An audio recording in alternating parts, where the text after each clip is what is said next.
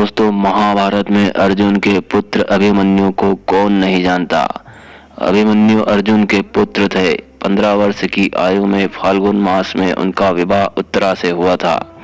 16 वर्ष की आयु में आषाढ़ मास में जिस दिन ये महाभारत के युद्ध में वीरगति को प्राप्त हुए थे, उससे एक दिन पूर्व ही अभिमन्यु की पत्नी उत्तरा ने गर्भ धारण किया था। अभिमन्यु महाभारत के नायक अर्जुन और सुभद्रा, जो कि बलराम व कृष्ण की बहन थी, उनके पुत्र थे। उन्हें चंद्र देवता का पुत्र भी माना जाता है।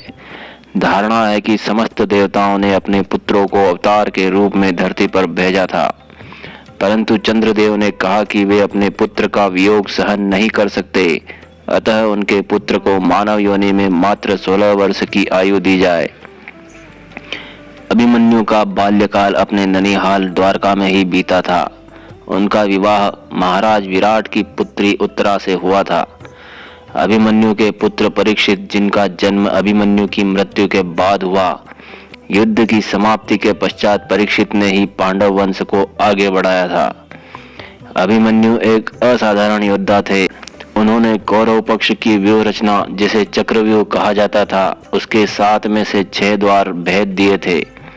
कथा के अनुसार अभिमन्यु ने अपनी माता की कोख में ही अर्जुन के मुख से चक्रव्यूह को भेदने का रहस्य जान लिया था, पर सुभद्रा को बीच में ही निद्रा आने की वजह से वे व्यूह से बाहर आने की विधि नहीं सुन पाए थे। अभिमन्यु की मृत्यु का कारण जयद्रथ था। इसने अन्य पांडवों को चक्रव्यूह में प्रवेश करने से रोक दिया था। संभवतः इसी का लाभ उठाकर व्यूह के अंतिम चरण में कौरव पक्ष के सभी महारथी युद्ध के मानदंडों को भुलाकर उस बालक पर टूट पड़े, क्योंकि कोई भी कौरव पक्ष का योद्धा द्वंद्व युद्ध में अभिमन्यु को पराजित नहीं कर सके थे।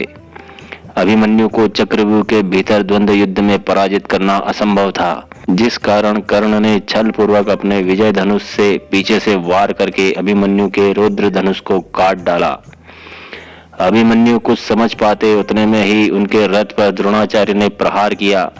देखते ही देखते अवसर पाकर सभी योद्धा अभिमन्यु पर टूट पड़े। इससे पहले अभिमन्यु ने दुर्योधन पुत्र लक्ष्मण को यमलोक पहुंचा दिया था। ऐसी स्थिति में अभिमन्यु को सभी कौरव महारथियों के क्रोध, छल और अधर्म का सामना करना पड़ा, जिस कारण उसने वीरगति प्राप्त की। परंतु फिर भी अभिमन्यु ने अंत तक धर्म का त्याग नहीं किया। कर्ण ने अंतिम क्षणों में अभिमन्यु को ही सर्वश्रेष्ठ धनुर्धर मान लिया था। वे बहुत अधिक लज्जित थे। अभिमन्यु के इस प्रकार हुए वध का प्रतिशोध लेने के लिए अर्जुन ने जयद्रथ के वध की शपथ ली थी। अभिमन्यु जैसी ख्याति किसी भी महाभारत योद्धा को नहीं मिल सकी थी। अभिमन्यु महाभारत काल के सर्वश्रेष्ठ योद्धाओं में से एक और सबसे कम उम्र के योद्धा थे। अभिमन्यु के बारे में बताई गई यह जानकारी अगर आपको अच्छी लगी हो तो वीडियो को लाइक, शेयर करें और चैनल को सब्सक्राइब करें। धन्यवाद। जय श्री कृष्ण।